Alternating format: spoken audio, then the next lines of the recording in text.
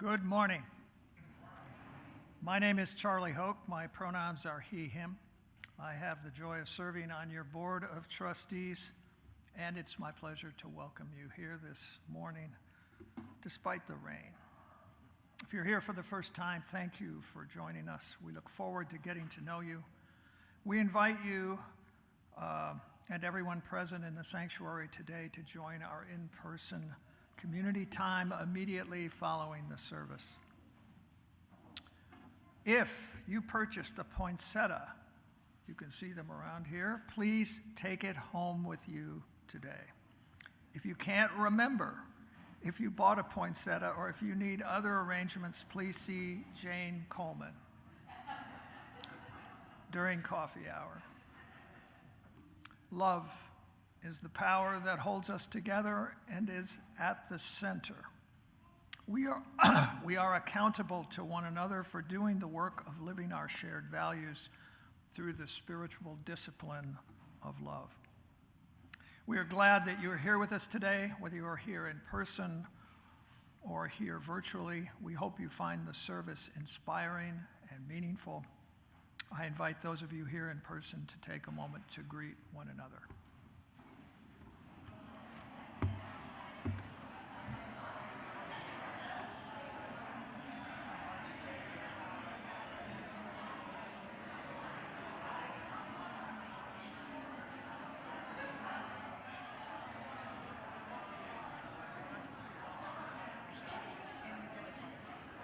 Good job standing in like that. No notice. You're a pro. I've never chalice line. I actually don't even know when Emily interrupts me.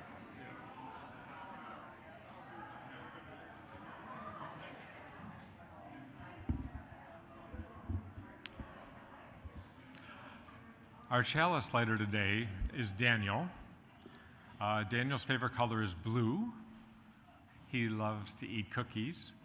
And his favorite thing to say is, "I don't want to," in Spanish. Please join me in our chalice lighting words. We are Unitarian Universalists. This is the church of the open mind, the loving hearts, and the helping hands. We take care of the planet Earth and each other.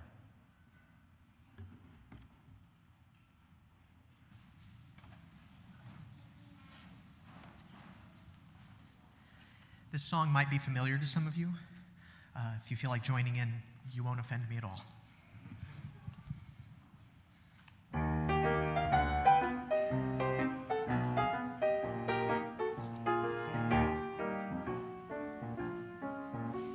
You've got a friend in me. You got a friend in me. When the road looks rough ahead and you're miles from your nice warm bed, you just remember what your old pal said. Yeah, you've got a friend in me. Yeah, you've got a friend in me.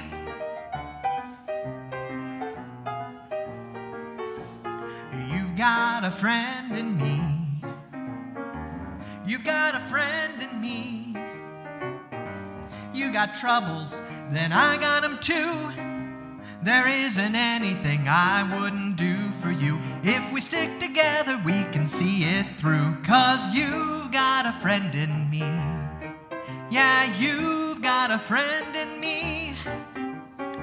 Now some other folks might be a little smarter than I am, bigger and stronger too, maybe, but none of them will ever love you the way I do. Just me and you, oh. And as the years go by, our friendship will never die. You're gonna see it's our destiny. You got a friend in me. You got a friend in me. Yeah, you've got a friend in me.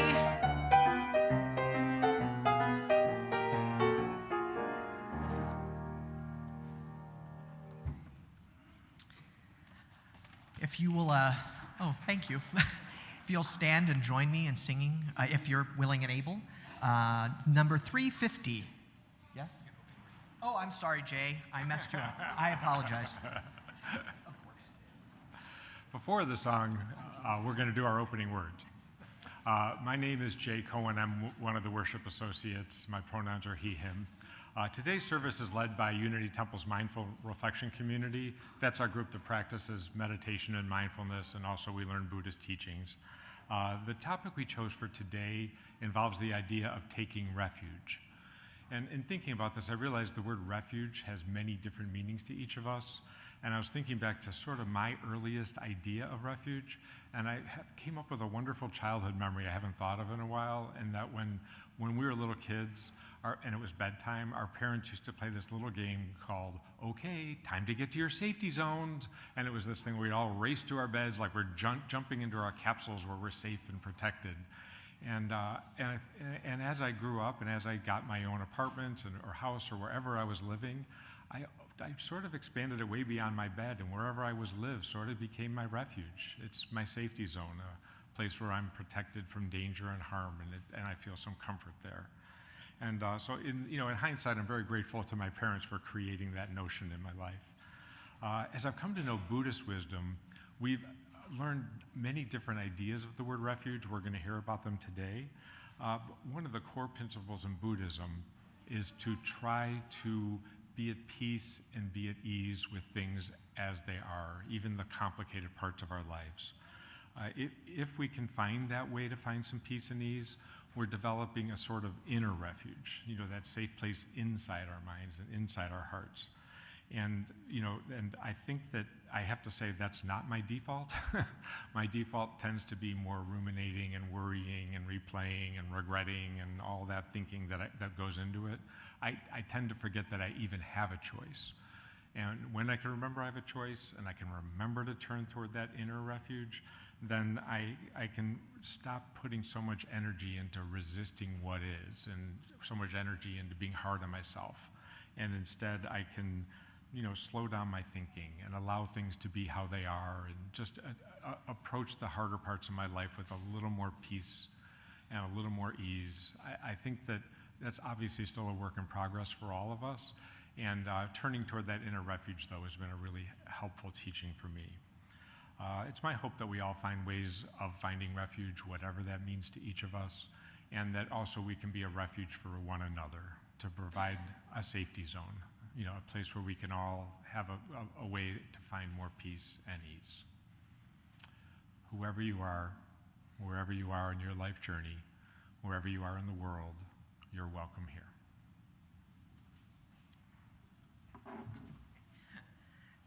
Now, if you rise if you're willing and able and join in singing hymn number 350, The Ceaseless Flow of Endless Time.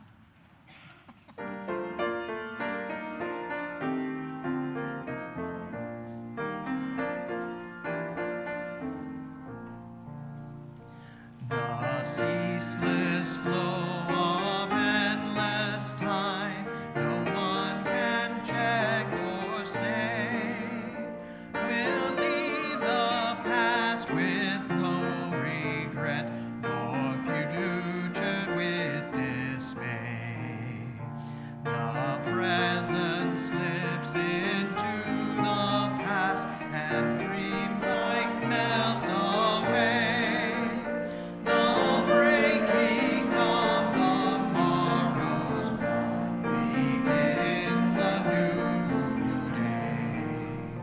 The past and future ever meet in the eternal now, to make each day a thing complete shall be our New Year vow. Remain standing, please, and we'll say our covenant. Love is the doctrine of this congregation. The quest for truth is its sacrament, and service is its prayer. To dwell together in peace, to seek knowledge and freedom, to serve humanity in fellowship, to the end that all souls shall grow into harmony with the divine. Thus do we covenant with each other and with God.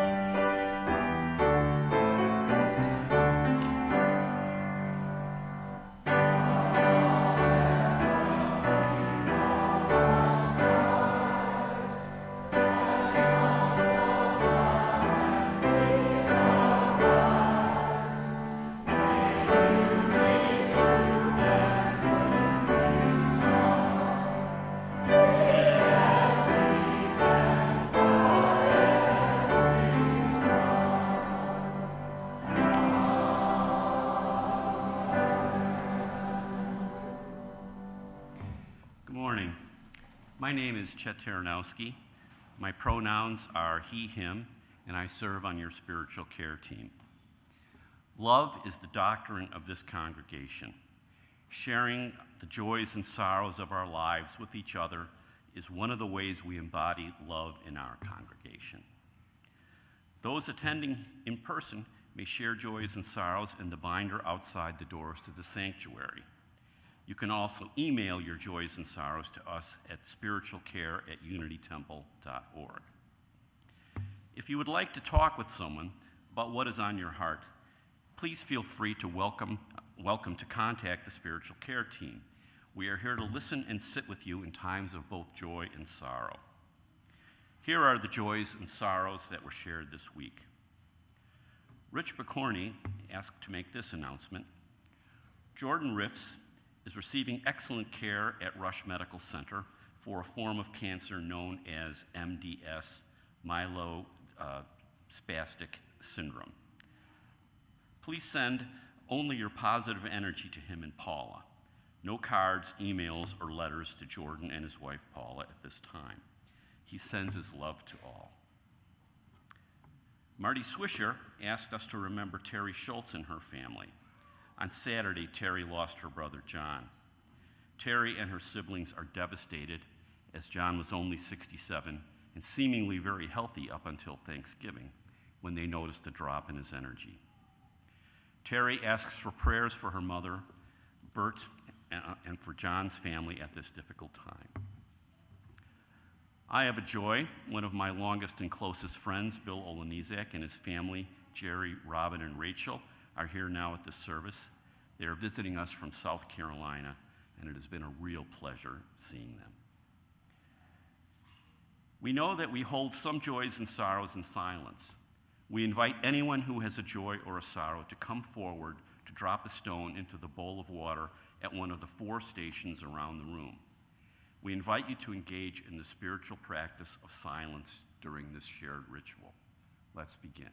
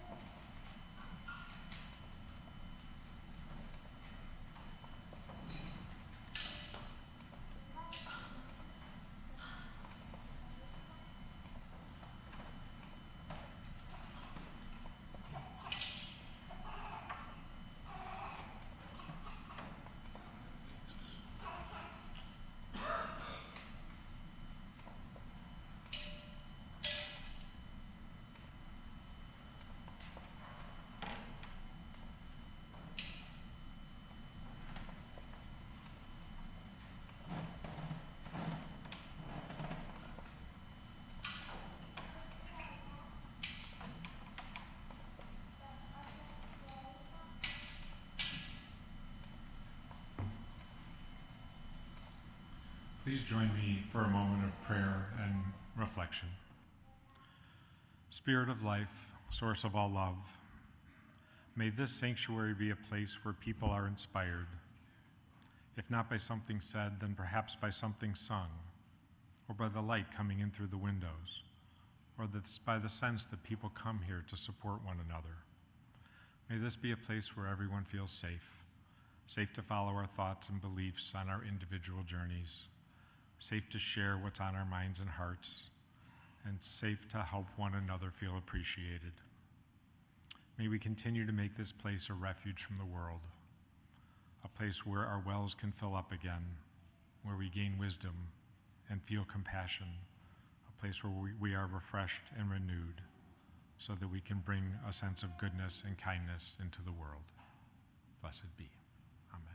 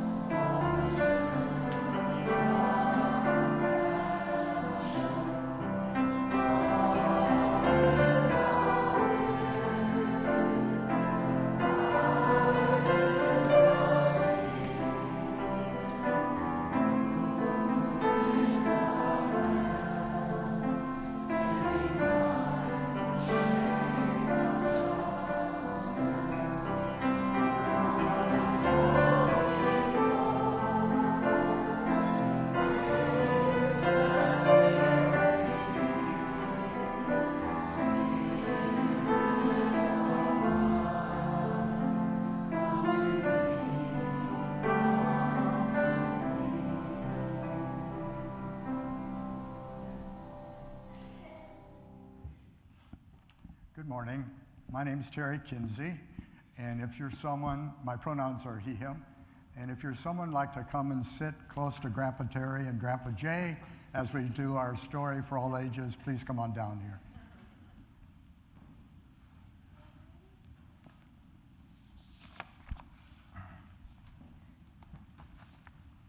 Come here.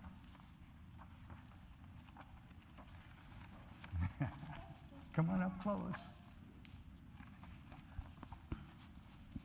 So the story today is called Breathe and Be. It's by Kate Coombs and illustrated by Anna Lightman. Hi there. Okay. I breathe slowly in. I breathe slowly out. My breath is a river of peace. I am here in the world. Each moment I can breathe and be. What am I thinking? What comes and goes in my mind? I watch my thoughts. They swim by like little fish. They shine blue, green, red, and yellow. There's a quiet place in my head like an egg hidden in a nest. A place I go when the world is loud. A moss-green forest with birds. How I rush, rush, rush. Thoughts flutter and dart like birds. Slow down, thoughts. Come quietly with me. This is a time to breathe and be. Some days I bark and snap like a mad dog. Instead, I will be a tree. Leaves, branches, roots. Patient in summer, in fall, in spring. I watch the stream. Each thought is like a floating leaf. One leaf is worry. Another leaf is sadness. The leaves drift slowly by. Tomorrow's an egg that hasn't hatched. Yesterday is a bird that has flown south, but today is real. Here, now, this minute, the true wings. The caterpillar and the tadpole are becoming something more, and I am becoming more me, my heart filling up with it. My feet touch the earth. My hands touch tall grasses. My face touches sky. I run through the morning. I am alive in this world. I breathe slowly in. I breathe slowly out. My breath is a pathway of peace. moving softly through me. Each day, I can breathe and be. During our service, when we do the sharing of joys and sorrows, we say we engage in the spiritual practice of silence, which means practicing the type of silence we just talked about in this book, not just not talking, about breathing and being. That's good news, and we can drop into that spiritual practice anytime we want, even now. So it's time to go on to your classes. Thanks for coming down. We'll sing the youth out.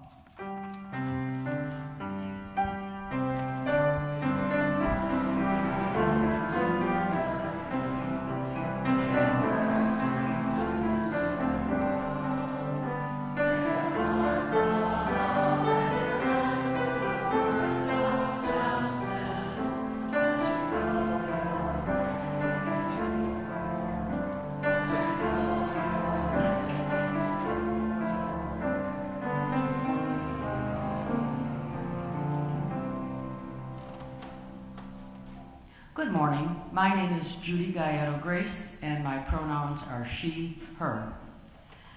Each week, Unity Temple splits the offering evenly. One half supports the programs and missions of our congregation. This week, the other half goes to Housing Forward. Housing Forward's vision is to end homelessness. Their mission is to transition people from housing crisis to housing stability. Housing Forward provides a wide range of services, including emergency overnight housing, transitional housing, outreach, and homelessness prevention. They work collaboratively with compassion and incorporate diversity and inclusion into all their work. For more information and volunteer opportunities, check out www.housingforward.org. Instructions for giving are on the screen and in the order of service. May we be transformed by our giving, and may our world be transformed by our gifts. Thank you very much.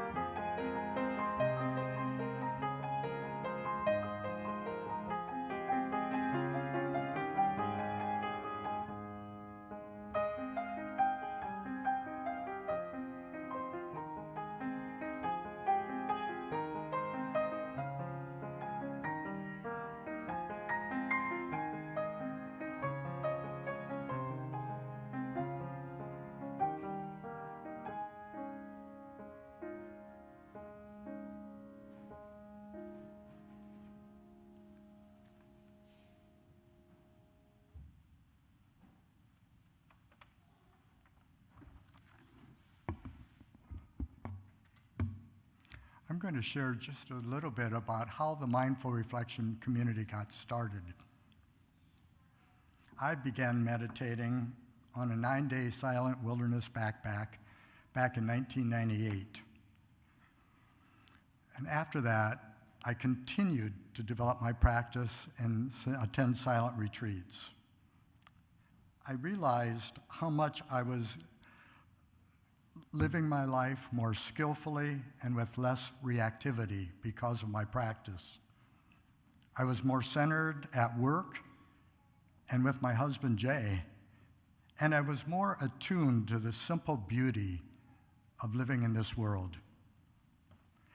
I initially thought I'd join a traditional Buddhist lineage here in Chicagoland and leave Unity Temple. But soon I realized that I was a Unitarian Universalist first, and I couldn't do that. But my personal spiritual practices were deeply rooted in this new Buddhism I was learning about. So at the time, I asked Reverend Alan Taylor, who was our minister then, if I could start a UU Sangha, hoping to get 8 to 12 people to come together and discuss Buddhism.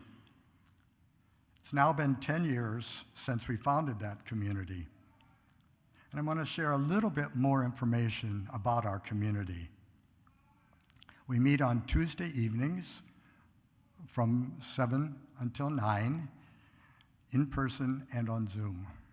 We meet every day at 8:30 in the morning for 1 hour, and that's on Zoom only, and generally we have 50 people attend that morning set.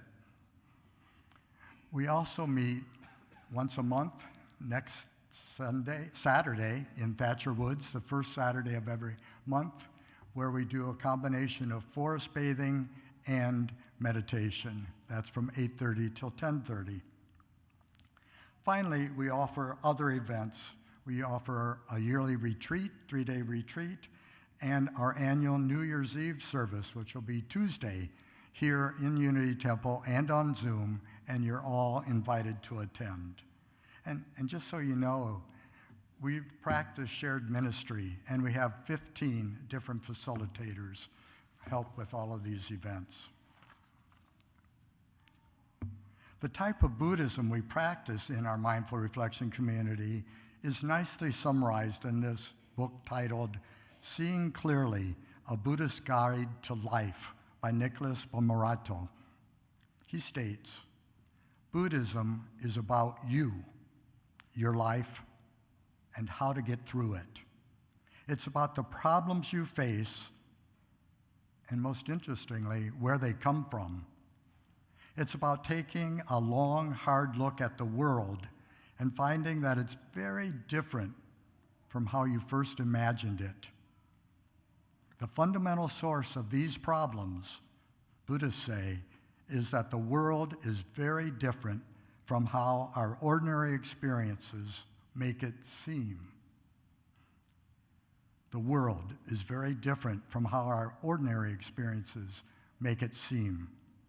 You fix it by changing our outlook so it better matches the way things really are. We sometimes call this secular Buddhism, or I like to call it UU Buddhism. One tool in changing our outlook to better match the way things really are is to have a shelter for protection as we explore this mismatch. In Buddhism, this shelter is called the 3 refuges, the Buddha, the Dharma, the Sangha.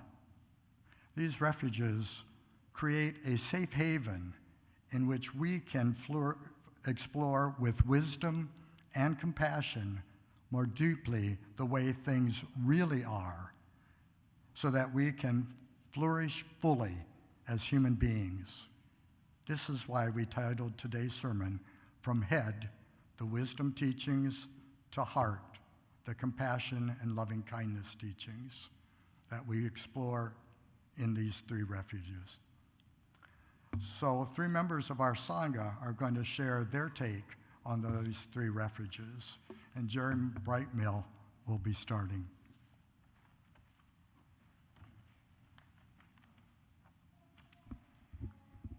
Good morning. My name is Jeremy Brightbill. As Terry mentioned, my pronouns are he, him. So what does it mean for me to take refuge in the Buddha? Well, first I need to share a little bit about my own spiritual journey. I grew up in an evangelical Christian family, and whenever I would hear the Buddha mentioned at church, it would be as an example of religious teachers who didn't rise from the dead, and that was about it. Later in my 20s, I went to work in India with a Christian nonprofit focused on Bible translation.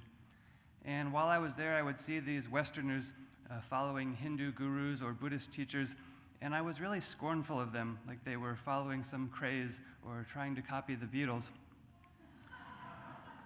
But it turned out I was the one who eventually got converted. Some years ago, I left the evangelical church, and since then, the Buddha and his teachings have come to fill a central place in my life. I love the story of the Buddha as a person. He was born as a prince in ancient India named Siddhartha. He grew up sheltered in a life of luxury, but reality finally broke through. The reality of sickness and suffering, the fact that things constantly change and we can't hold on to anything. He left home on a quest for truth, trying to understand reality and find a way to escape suffering. He eventually did attain enlightenment and thus received the title of the Buddha, or Enlightened One. In a moment, Karen will talk more about the content of his teachings, the Dharma. I'd like to focus on some very practical things that I've found really helpful. At the core is meditation, which we practice together in the Mindful Reflection community. It's a way of slowing down, being present, being aware of what's going on around us. Meditation is just about seeing things as they really are, the way Terry mentioned, experiencing the world right in front of us, unmediated by our thoughts, opinions, concepts, or feelings about it, although in the process we do gain insight about our thoughts and feelings. A few years ago, my family was going through a really tough time involving immigration. You can imagine what a nightmare that is, navigating the system, bureaucracy, laws that don't even make sense. At times you just want to panic and you don't know what the future will hold. So my daily practice would be, after taking the train downtown to work, because life has to go on even in a time of crisis, I would stop at a park bench downtown and sit for 10 or 15 minutes. Just practicing a simple kind of meditation, looking at the trees in front of me, listening to sounds, the breeze, construction noises, and just let it all flow by. And somehow that did help me to feel better for that day and the next day, and again after that. Each time I would repeat this practice. I don't want to say I'm thankful that we went through that difficult experience, but I am thankful that it helped me to recognize uncertainty and impermanence, like the Buddha taught, and learn ways to cope. Whereas a lot of people are able to just go on blissfully imagining that they have certainty when they really don't, and then it's a shock when something does shake them out of it.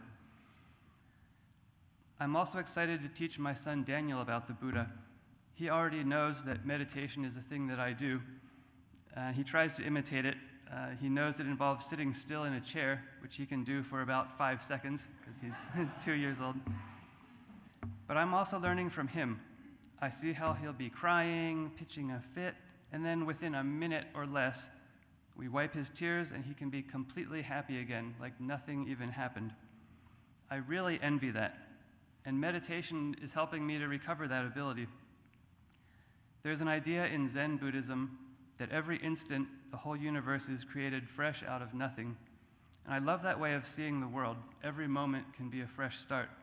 Daniel still has that perspective, and I hope to keep on encouraging it in him so he can develop his own spiritual practice.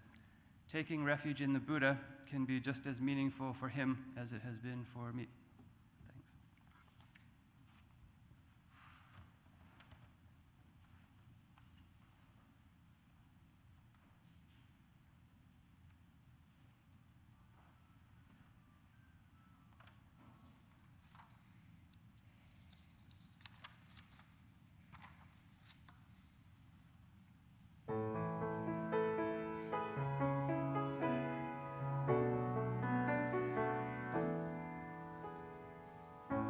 I wish you peace when the cold winds blow, warm by the fire's glow. I wish you comfort in the lonely time, and arms to hold you when you ache inside. I wish you hope when things are going bad, kind words when times are sad. wish you shelter from the raging wind, cooling waters at the fever's end. I wish you peace when times are hard, the light to guide you through the dark, and when the storms are high and your dreams are low, I wish you strength to let love grow on. I wish you the strength to let love flow. I wish you peace when times are hard, the light to guide you through the dark, and when storms are high and your dreams are low, I wish you the strength to let love grow on. I wish you the strength to let love flow on. I wish you the strength to let love glow on. I wish you the strength to let love go.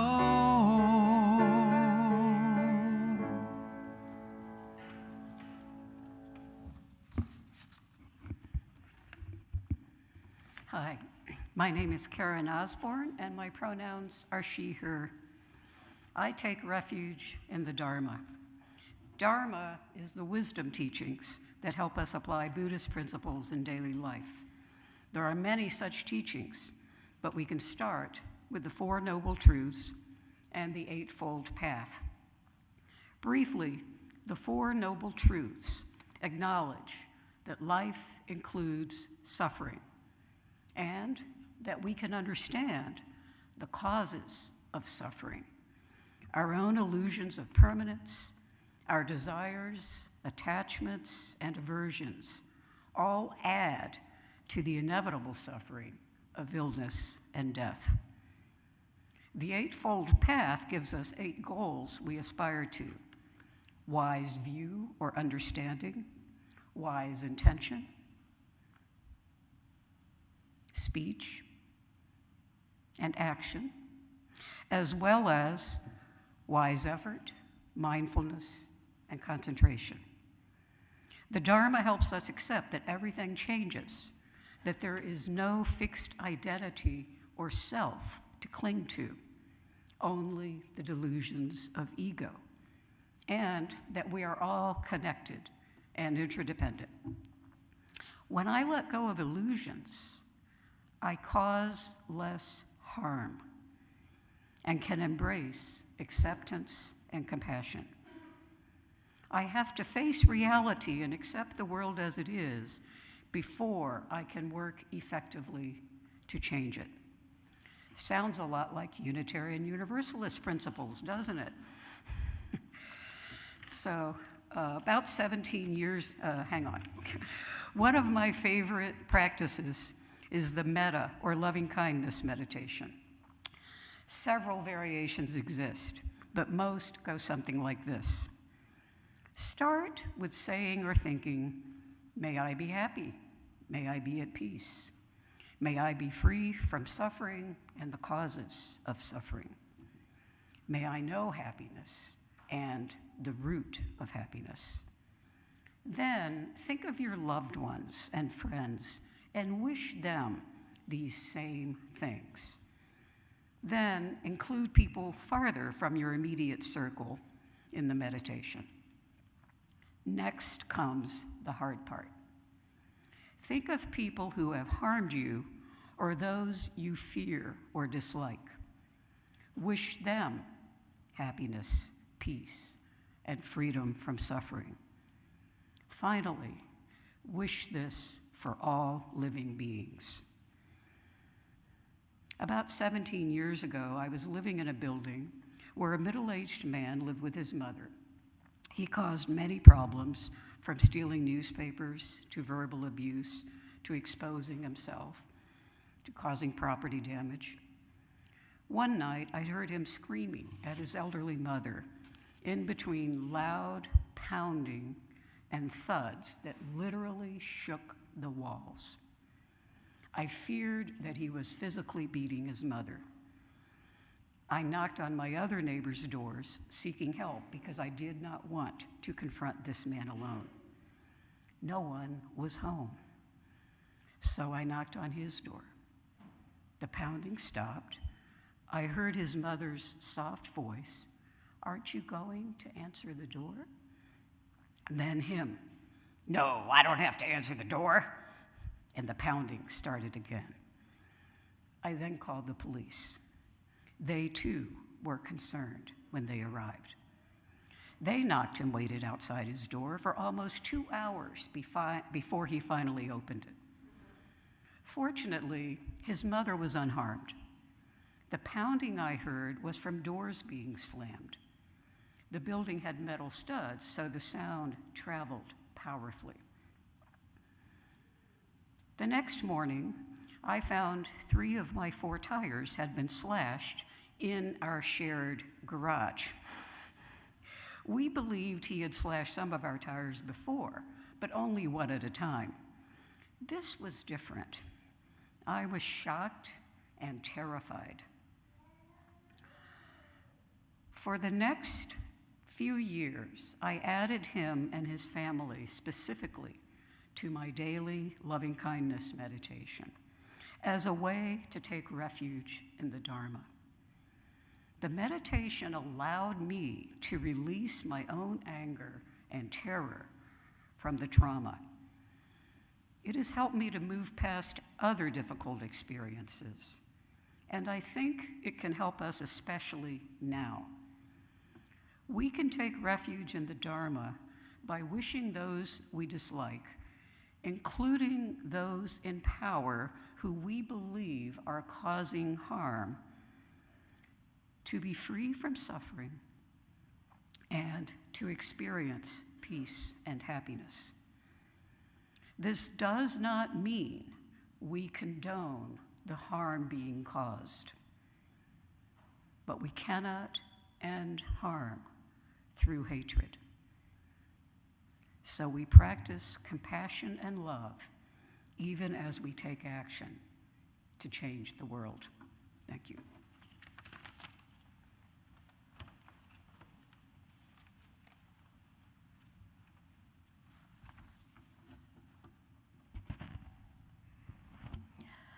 Good morning. I am Roz, and I take refuge in the Sangha. Of the 3 refuges or jewels, the Sangha is often considered the crown jewel.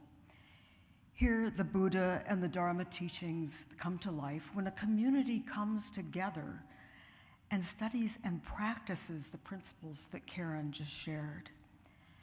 Having a community or a Sangha to help support our practice is powerful. I came of age in Boulder, Colorado in the 60s, so my first experience with meditation was with a community that often amplified their practice with psychedelics. Although I didn't explore that enhancement, being with this community felt almost like spiritual escapism, so I abandoned my meditation practice. Many years later at Unity Temple, I briefly attended the meditation group that Reverend Taylor offered, but it was missing the most important aspect, community. So when Terry offered an adult RE class on secular Buddhism, I eagerly signed up and then attended the first Tuesday night Sangha some 10 years ago. I was delighted with the community, but as attendance grew, some residual issues from a traumatic brain injury made the environment too overwhelming. Yet again, meditation just wasn't happening for me. Perhaps you have tried meditation, been frustrated with trying to sit still, feeling like your mind was beyond hope, found it hard to drive in the evening, or got halted by some other impediment. My saving grace was when the Mindful Reflection community added the monthly Saturday morning meditation in the woods. We call this Sacred Wanderings. Sacred Wanderings combines meditation with the energy of the natural world, isolating one sense at a time as a meditation anchor. This sounded like a perfect fit for me. My path to meditation resumed when I laid down on a special fallen tree in Thatcher Woods. I continued to connect with this tree in so many ways, and it has profoundly deepened my practice. The woods have become part of my Sangha, and my tree is one of my Dharma teachers. I became even more involved in the Sangha when the pandemic required going virtual, and the daily meditation began. There is something powerful about developing a spiritual daily practice, regardless of what it is. For me, the most precious aspects of our Sangha are the sense of community and support. We have supported each other through serious illnesses, deaths of loved ones and friends, and even a few Sangha members who have died and are no longer with us. Through the Sangha, I have lost my fear of death. We also accept that suffering, or dukkha in the Buddhist vernacular, is part of life, and like joy, is impermanent. So when we do our check-ins, where we ask and talk about one thing that is lifting us up and one thing that is bringing us down, we can be fully present because we ask permission to comment or even ask questions. This makes it so that we can be fully present with each other and bring our entire selves without judgment or problem solving. I learned the most from our small discussion groups after the Dharma talks, when we become each other's wisdom teachers as we share what we learned from the talk and how it affects us in our daily lives. I often say that I'm a member of the Church of Small Groups, and one of the most important groups in my life is our Sangha. I take refuge in the Sangha, and I'm so grateful to be part of it. I consider the activities listed in the eBeacon each week for the Mindful Reflection community the three legs of my Sangha stool, although they are capable of standing on their own. Our Sangha is a cherished blessing in my life.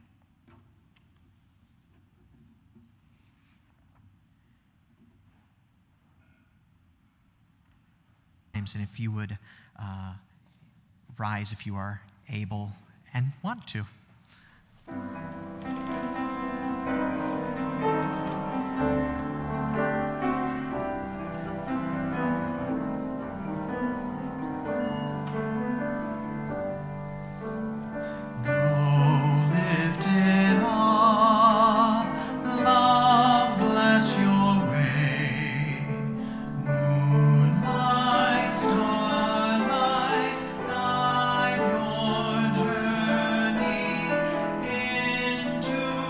Peace.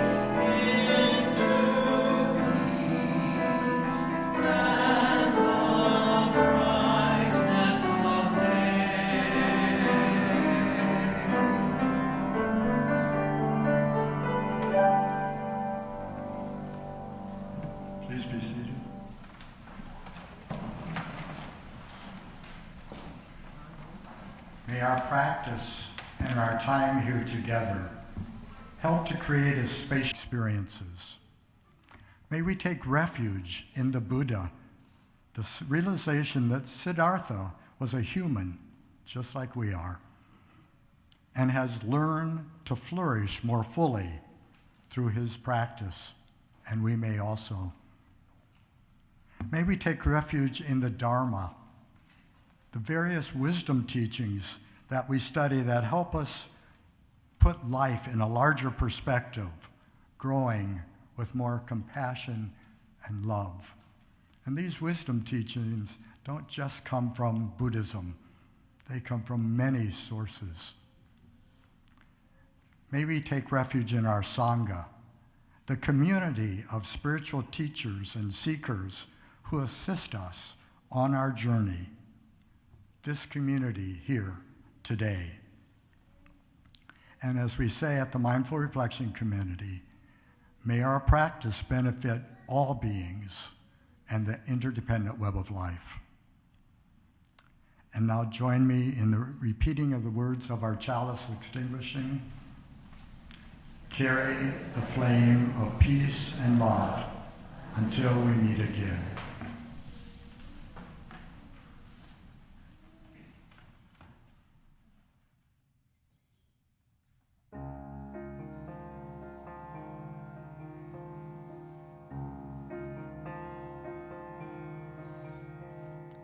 No one here to guide you.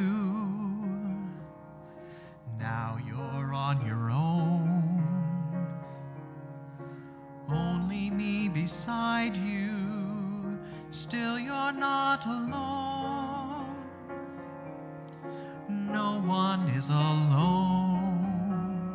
Truly, no one is alone.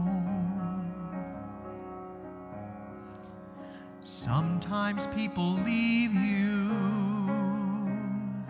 halfway through the wood. Others may deceive you. You decide what's good. You decide alone. But no one is alone. People make mistakes. Fathers, mothers, people make mistakes, holding to their own, thinking they're alone. Honor their mistakes, everybody makes one another's terrible mistakes. Witches can be right, giants can be good. You decide what's right. You decide what's good. Just remember, someone is on your side. Someone else is not. While you're seeing your side, maybe you forgot. They are not alone. No one is alone. Hard to see the light now. Just don't let it go. Things will come out right now. We can make it so. Someone is on your side.